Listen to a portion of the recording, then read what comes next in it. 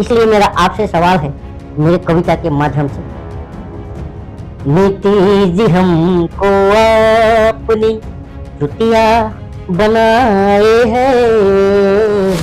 और नीतीश जी जब इफ्तार की पार्टी पटना में रखते हैं तो ऐसा लगता है कि नीतीश जी जो है सेकुलर हैं और ये जो है इस पर विचार करेंगे, बिल पर, वक्फ बोर्ड बिल पर विचार करेंगे और समर्थन अपना नहीं देंगे। ये बिल कुछ ऐसे आपके सपोर्ट से पास हुआ, पहले कभी ना आपका मन इतना कमजोर हुआ। मानता हूँ कि आज के बीजेपी के जो नेता मंत्री हैं ये छिपकली हैं और ये छिपकली जो है बाबा साहब और तमाम महापुरुषों के तस्वीर के पीछे छिप रही है और हम जनता को बेवकूफ बना रही है। नमस्कार दोस्तों, सलाम वालेकुम। मैं कलीम शेख और मेरा जो ये वीडियो है ये मैं गाना जो कविता के माध्यम से नीतीश जी से मैं सवाल करना चाहता हूँ। और वो नीतीश जी से इसलिए भी क्योंकि नीतीश जी एक बहुत ही सेकुलर और बहुत ही माइंडेड नेता के रूप में भारत में मतलब माने जाते हैं, जाने जाते हैं। और नीतीश जी जब इफ्तार की पार्टी पटना में रखते हैं तो ऐसा लगता है कि नीतीश जी जो है सेकुलर हैं और ये जो है इस पर विचार करेंगे, बिल पर, वक्फ बोर्ड बिल पर विचार करेंगे और समर्थन अपना नहीं देंगे, क्योंकि ये मुझे लगता है कि ये किसी के धर्म में इंटरफेयर करने सरकार का काम नहीं है, इंटरफेयर करना।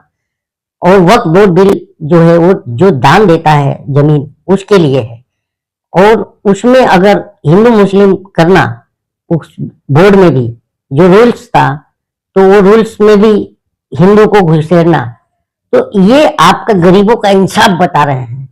तो गरीबों का इंसाफ वो भी होता है कि आप बहुत ही मुसलमान गरीब लोगों का आपने बहुत ख्याल किया मोदी जी, तो आपने जो है सबसे पहले कि जितने मंदिर हैं, बालाजी ट्रस्ट, चाहे वो साईं ट्रस्ट, चाहे जो भी ट्रस्ट भारत में, सोमनाथ ट्रस्ट, वो ट्रस्ट है और जिसमें अकूत संपत्ति आता है, तो उसमें भी मुसलमानों को रखिए।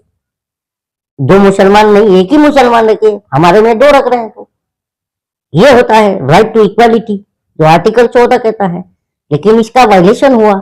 इसका वायलेशन साफ साफ संविधान का वायलेशन, आर्टिकल 14 मैं मानता हूँ, राइट टू इक्वालिटी उसका वायलेशन मानता हूं मैं।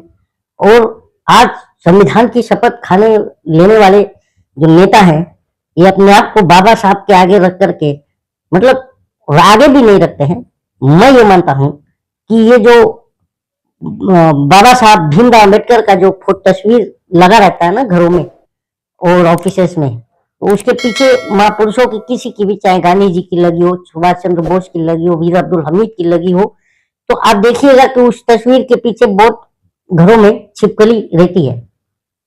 तो मैं मानता हूं कि आज के बीजेपी के जो नेता मंत्री हैं ये छिपकली हैं और ये छिपकली जो है बाबा साहब और तमाम महापुरुषों के तस्वीर के पीछे छिप रही है और हम जनता को बेवकूफ बना रही है।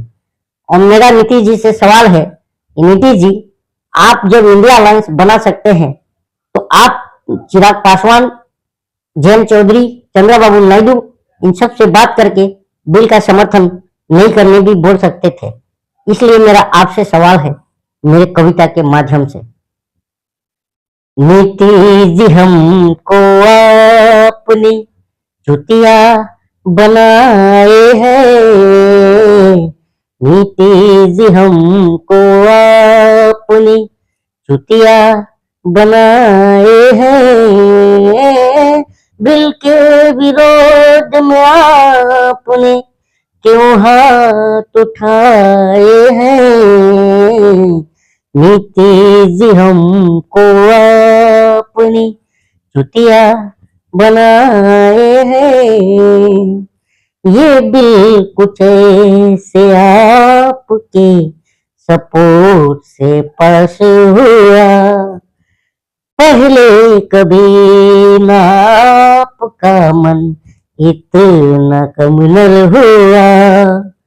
नफरत भरे माहौल में, नफरत भरे माहौल में क्यों हाथ मिलाए हैं, नीति जी हमको अपनी चुटिया बनाए हैं। बिल के विरोध में आपने क्यों हाथ उठाए हैं, नीति जी हमको अपनी चुटिया बनाए हैं। दोहराए जाएंगे ना ये लम्हात फिर कभी, सपनों में भी मिलेगा ना वक्त फिर कभी। रबड़ी देवी कहती है, रबड़ी देवी कहती है, गांजा मार आए हैं, नीति जी हमको अपनी चुटिया बनाए हैं। पसंद आए तो इसे जरूर नीति जी तक पहुंचा दीजिए। जय हिंद, जय भारत, जय महाराष्ट्र।